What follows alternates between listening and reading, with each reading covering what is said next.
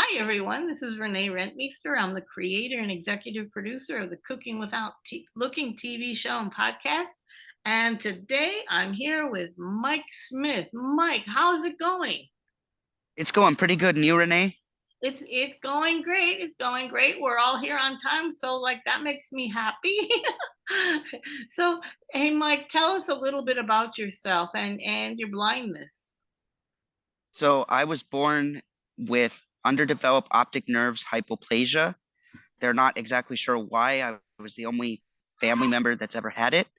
Um, so I've been a Braille reader my entire life, but I'm also considered low vision, so I can read really large print, although slow. And I've always had a passion for cooking and have spent a lot of time even growing up in the kitchen. Oh, that's amazing. So how much can you see? Like, what can you see and what can't you see? So I can see a little bit in front of me, enough that I can somewhat cross the street safely. I still do use the cane, but I also do um I depend on a lot of different accessible technologies. It's kind of hard to describe. I have two different vision acuities. Some people it'll make sense to, some it won't. My nearsightedness is about 20 over 600, which is still pretty bad. And my nearsightedness is about 20 over 15 or 1600, depending on the eye that you look at. Oh, wow. So yeah, you can see better out of one eye than the other, basically. Yeah, but with the sight that I have, it's not really noticeable to me. It's more noticeable to the doctors. Ah, I see. I see. Well, tell us you were we were talking a little bit before this. Tell us how you were raised, how your parents raised you. So I was raised with the attitude that I was not blind, which had its advantages and disadvantages. I was basically raised with the attitude that you can do anything a sighted person can do.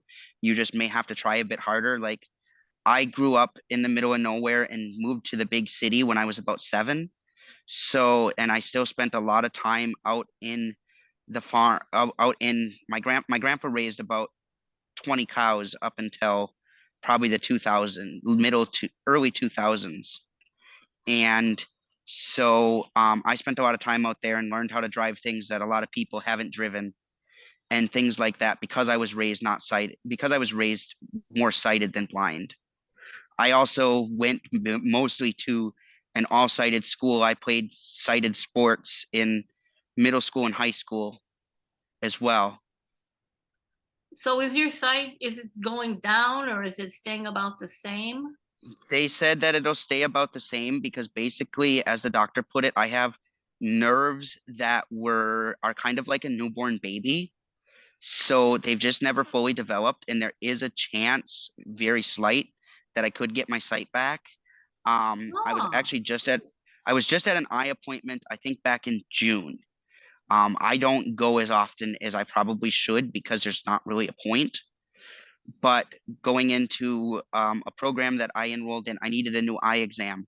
And we were talking about it because I remember when I was a kid, I had less sight, or so I perceived. But the doctor basically told me it's because I've actually learned to use a sight I've had as I get older. Oh. Now do your eyes get any stronger? Is that possible? Yeah, he said that is possible. He said he's done a lot of this is the first doctor I've ever had that has studied optic nerve hypoplasia the most. Most doctors focus on say like the glaucoma and stuff, and he said that it's not highly likely, but there is a chance. And what if you did get your sight fully back? What would you think at that point?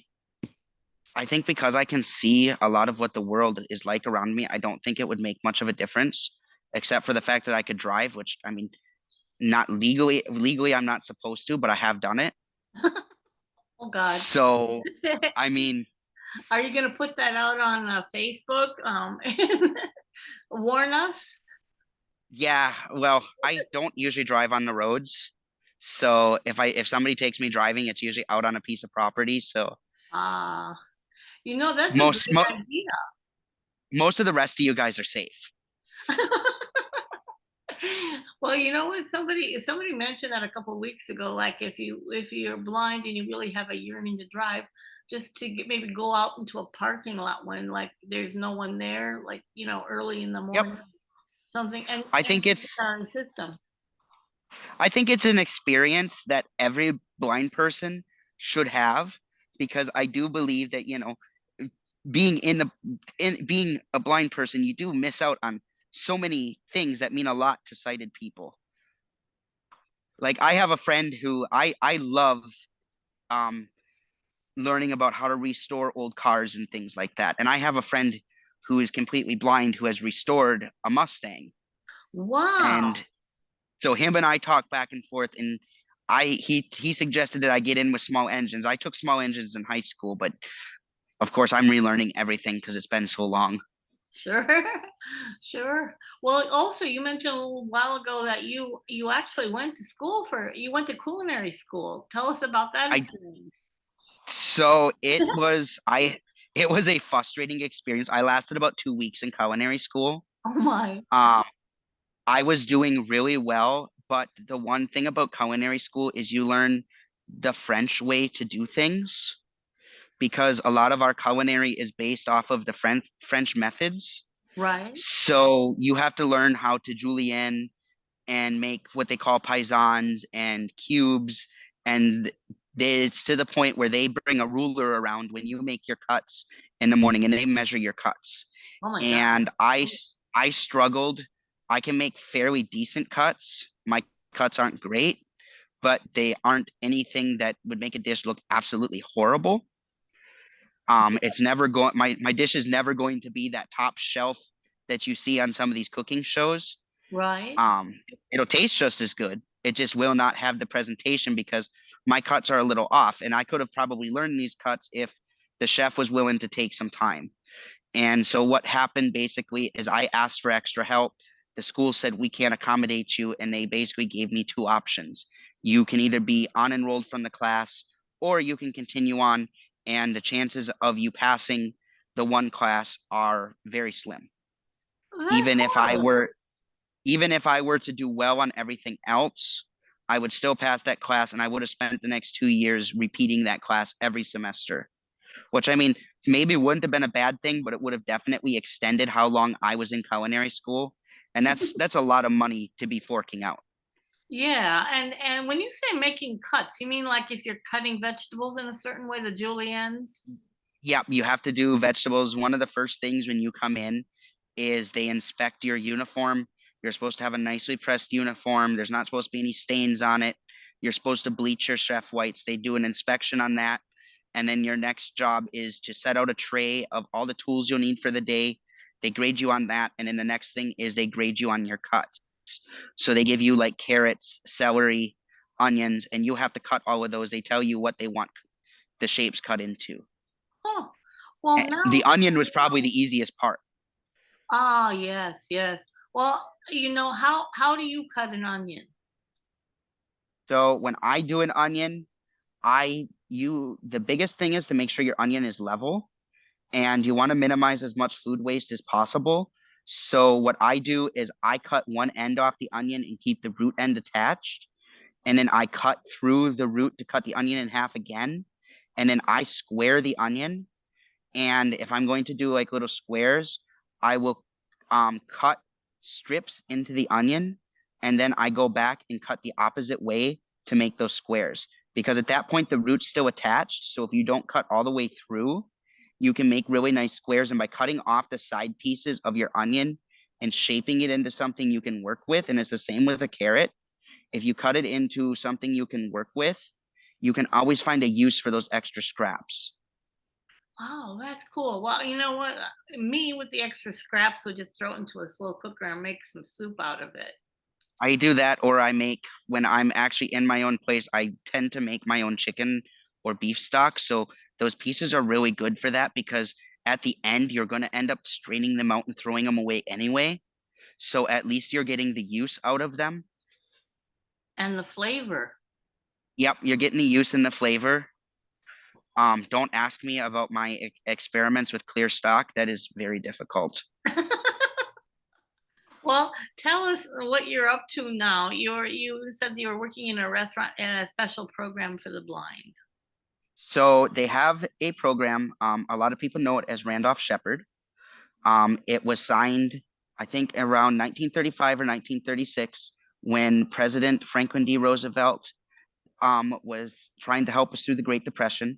And basically, what this means is that each state has a program, and they are operated differently between each state, but it gives people with blind and visual impairments preferences for cafes, newsstands, stores, vending machine routes in government buildings. Now, here in New York, they have started, local city governments have also started getting in on the program. So they're starting to open up new facilities here. Oh, that's They also have cafes. So right now I'm in the training stage. I just actually got done. You have to take a technology exam to see.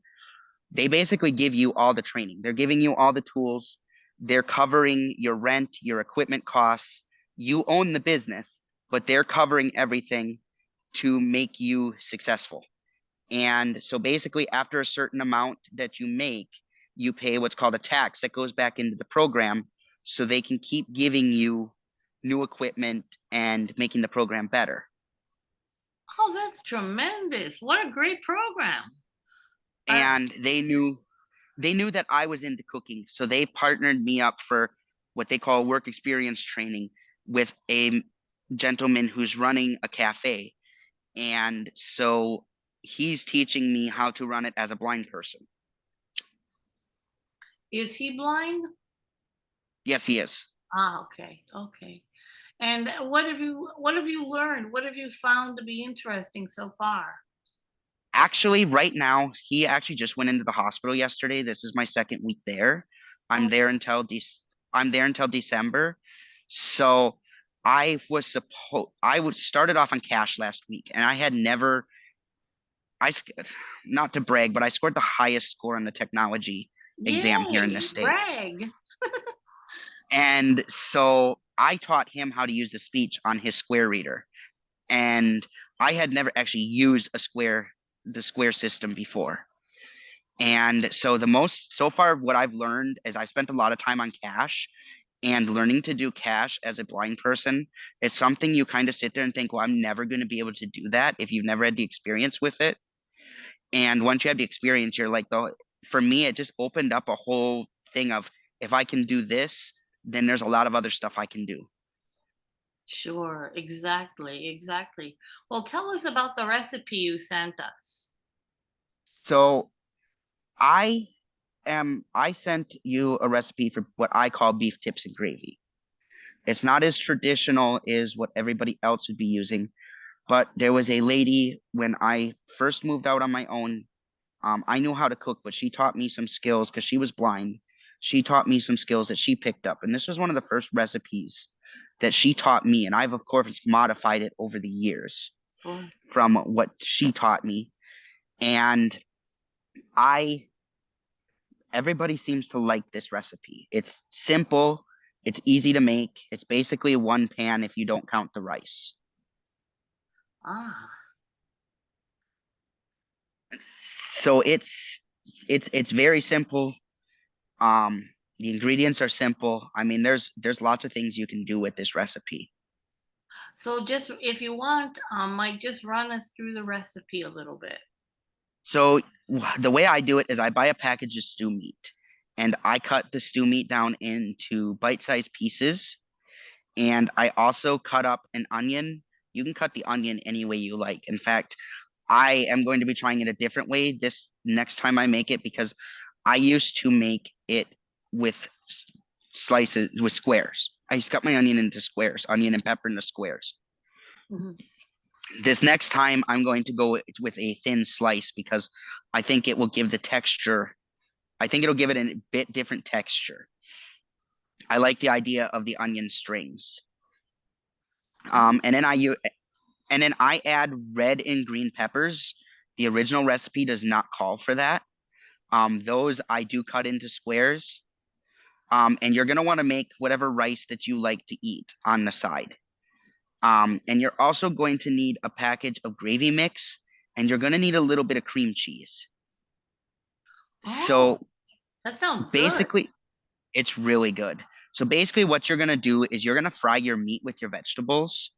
Preheat your skillet with whatever oil of choice. Just in my experience, if you're going to use olive oil, add equal amounts olive oil and butter, because then your olive oil doesn't smoke, Mhm. because olive oil has a low smoke point to begin with. Right. So if you get your pan screaming hot, you're going to burn your oil, and then your food won't be good. So you want to use a higher temp oil, like avocado oil is good, vegetable oil is good. Most any other oil you can get away with. I probably would not use sesame oil only because it will change the flavor of the dish. But yeah, it'll make it sort of Asian tasting. hmm I've done it in a pinch, and it's not horrible, but it does give it a nutty flavor that you're not used to. Right, right. So once you've cooked all that together, you take basically the package of gravy mix says one package of water or 1 cup of water to one package of gravy mix. To be fair, sometimes I use one package of gravy mix to 2 cups of water. And you can either mix it up in a cup of hot water, or you can just be a rebel and sprinkle the gravy over and pour the water in and mix the whole thing up. It really depends on what mood I'm in. And once your gravy thickens, you just cut little pieces of cream cheese and add to that. And me, because after working in a restaurant all day, sometimes I'm lazy. So I will take my already pre-made rice and I'll throw it in there and just mix it all together. But the original way to serve it is to spoon it over the top of the rice. And you can really do anything with it. If you like the mushroom gravy better, you can chop up little mushrooms and also saute them, and then make your brown gravy, add that, and add a can of cream of mushroom soup, which I did not include in the recipe, but you can do that as well. Oh, that sounds really good. I like And the then idea of the cream cheese. I've never heard of anyone putting cream cheese in their gravy, but it makes a lot of sense. it makes it creamy without you having to do extra work, because if you really want to make a gravy creamy, you really have to start with a milk gravy, which then changes your color. You could add brown gravy mixed to milk. I've never actually tried, but I know somebody who has done it. But the milk lightens your gravy quite a bit. And the one thing I've learned working in a restaurant, a lot of sighted people judge their food based on how it looks. Now, do they like it? And Do most people like it a dark looking gravy or a light looking gravy? yeah, they like, if you're saying you're serving it with a brown gravy, they want their gravy to be that golden brown. Right, right. Me personally, I get mad at family members here when they say, "Oh, that doesn't look good," because I have the attitude. I try it once, and luckily for me, I can't see it all that well, so it doesn't really matter to me as Right. long as it tastes good. Now, did I see you with a snake around you in a picture on your Facebook page? Yes, when I was in Vietnam, I love snakes. Oh, Um, and when I was in Vietnam, I got a chance to hold a python, a very large python. I saw that. What was that like? That was an amazing experience. When I lived on my own years ago, I used to have corn snakes, which are significantly smaller. They get maybe 4 feet long, where this python had to be a good 8 feet long. I mean, he could have wrapped himself around me twice. It looked like he was wrapped around you. It did. I'm like, oh my He God. did. At one point, he crawled into my shirt and he was just laying there. Aw. Wow. So did it, I guess you weren't nervous because you love snakes. Yeah, I wasn't nervous, but the person I was with was freaking out. That doesn't help. No. Well, Mike, how would people reach out to you if they want to reach out to you? So if they want to reach out, I'm always on Facebook at Mike Smith. That's probably the best way. Just send a message before you send a request to tell me how you met me. Unless I recognize your name, then I'll probably just accept it. I'm always up for talking, especially about cooking. If I can help somebody to be a better cook in the kitchen or feel better about stuff, or they're looking for accessible technology recommendations. I'm always around. Well, when I'm not working anyways. Um, so the best way would be just to search up Mike Smith. Um, and that would probably be the best. Well, that sounds great. Do you have any parting message you have for us? You can cook anything you put your mind to, even with vision loss. It's just in the technology and learning the correct skills. There's really nothing out of your reach. And that was something I struggled with for many years. And it's been in the last few years that I've really understood what my capabilities are. And just, I guess I would say, remember, you're always capable, no matter what anybody says. Oh, that's wonderful. That's wonderful news, sir. That's wonderful thoughts for anyone. Um, and again, thank you so much, Mike, for being with us today. We will have, well, we do. We have your recipe up on our Cooking Without Looking website. That's cookingwithoutlookingtv.wordpress.com. If you missed that, just Google Cooking Without Looking, and you'll be able to go to our website, go to the blog section, and you'll find tips and you'll find Mike's recipe. Thank you so much, Mike. Thank you so much, Renee. And thank you for helping us change the way we see blindness. Have a great afternoon. You too. Okay, bye-bye. Bye.